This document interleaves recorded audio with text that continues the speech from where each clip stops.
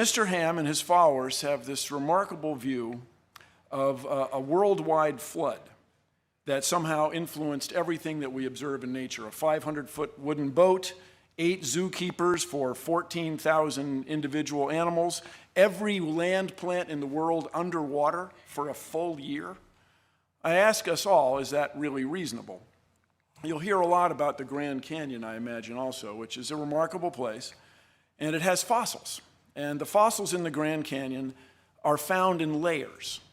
There is not a single place in the Grand Canyon where the fossils of one type of animal cross over into the fossils of another. In other words, when there was a big flood on the earth, you would expect drowning animals to swim up to a higher level.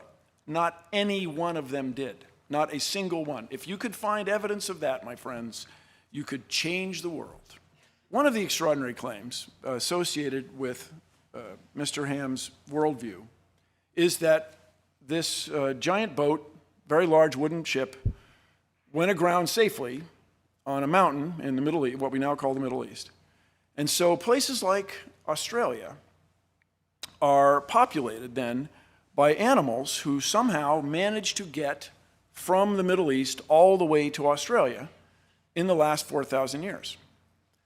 Now that to me is an extraordinary claim. We would expect then, somewhere between the Middle East and Australia, we would expect to find evidence of kangaroos.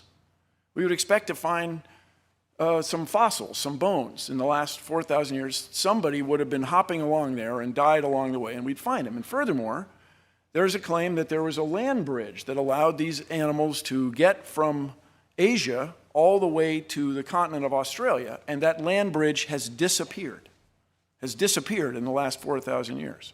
No navigator, no diver, no U.S. Navy submarine, no one's ever detected any evidence of this, let alone any fossils of kangaroos. So your expectation is not met. It doesn't seem to hold up. Another remarkable thing I'd like everybody to consider, inherent in this worldview, is that somehow Noah and his family were able to build a wooden ship that would house 14,000 individuals. There are 7,000 kinds, and there's a boy and a girl for each one of those. So it's about 14,008 people. And these people were unskilled. As far as anybody knows, they had never built a wooden ship before. Furthermore, they had to get all these animals on there, and they had to feed them, and I understand that Mr. Ham has some explanations for that, which I frankly find extraordinary, but this is the premise of the bit. And we can then run a test, a scientific test. People in the early 1900s built an extraordinary large wooden ship, the Wyoming. It was a 6-masted schooner, the largest one ever built. It had a motor on it for winching cables and stuff. But this boat had a great difficulty. It was not as big as the Titanic, but it was a very long ship. It would twist in the sea. It would twist this way, and this way. And in all that twisting, it leaked. It leaked like crazy. The crew could not keep the ship dry. And indeed, it eventually foundered and sank, loss of all 14 hands. So there were 14 crewmen aboard a ship built by very, very skilled shipwrights in New England. These guys were the best in the world at wooden shipbuilding.